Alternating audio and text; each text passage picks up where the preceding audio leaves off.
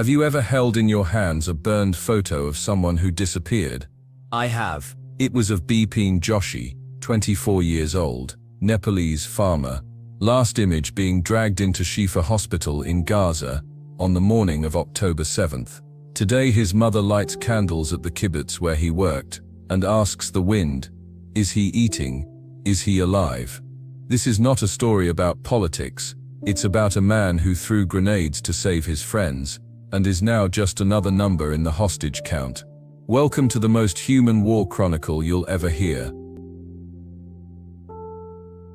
Israeli Finance Minister Bezalel Smotrich announced 3,411 housing units in E1. You heard right, 3,411 cold numbers. But each number is a family. Each family is a dream. And every dream here dies before it's born. Smotrich said, "This is Zionism at its best. Al-Palestinians call E1 the knife between the ribs. It cuts Gaza from Jerusalem, separates north from south, buries the idea of a state. But let me reveal something official, reports don't tell. In 2004, a man walked alone into the center of an armed siege, without a weapon, just a white flag. His name, Colonel Marcus Hale. Today he would look at E1 and say you're burying not just dreams, but the very possibility of peace."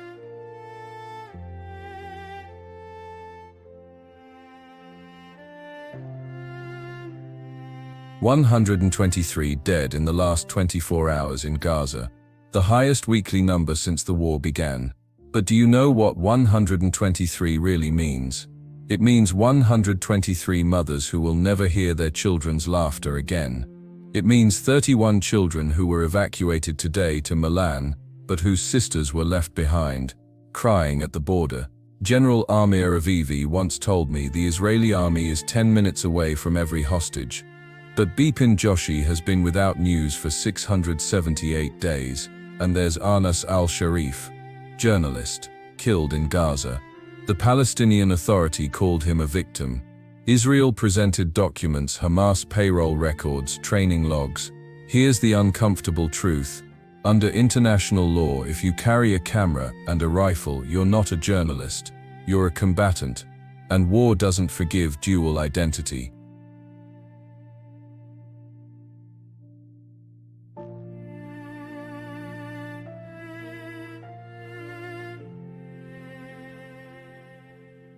Timothy Ballard, former U.S. Department of Homeland Security agent, entered Syria 2 weeks ago.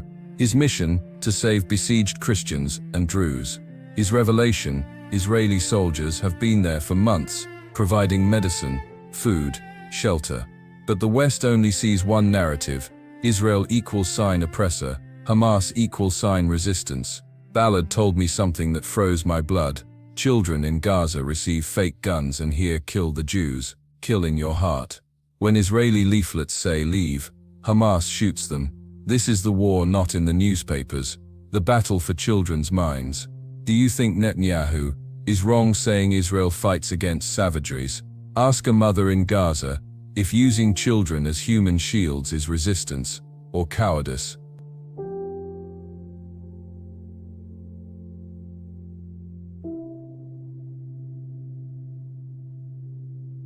General Avivi laid out the plan. Gaza City will be taken in weeks.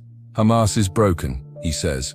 But I've heard this before, in 1982 in Lebanon, in 2003 in Iraq. Always the same promise: quick victory, end of terror. The truth: Gaza City is a maze of tunnels. Every building is a fortress, every corner a trap. And the hostages, they're right in the middle. Avivi suggested a bold strategy: surround where the hostages are, and negotiate directly with the kidnappers. Not with Qatar, not with Egypt, with the men holding the guns. But there's a problem. Hamas leaders are in 5-star hotels in Doha. Meanwhile, Bipin Joshi is in a dark basement. Who really controls this game? The men on the ground, or the men in offices?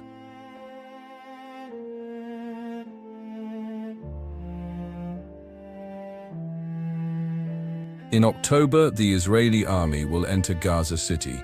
It will be the final battle against Hamas. But imagine being the last Hamas man inside. You know you've lost. You know your families are south, away from the fighting. You know your leaders fled to Doha. Why keep fighting? Because Hamas isn't just a terrorist group, it's an ideology, and ideologies don't die with bullets. They die with alternatives.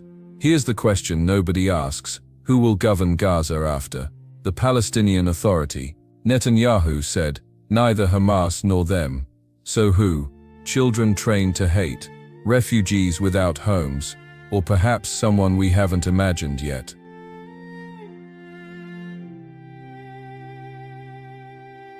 As I write this chronicle, a private jet landed in Doha, linked to Mossad. Hamas and Egypt negotiate in Cairo. Trump may visit Israel in September. Gaza City waits, and Bipin Joshi hasn't returned home. But there's one final revelation.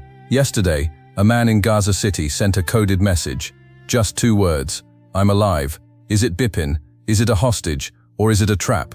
This is the question that will define the next chronicle. And you, will you be here to hear the answer?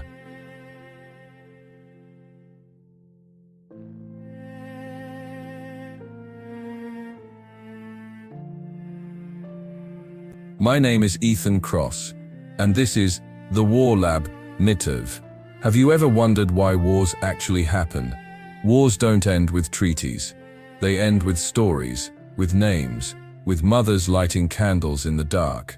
This is Bipin's chronicle, Anas's, Timothy Ballard's, the man in Gaza City who said, I'm alive.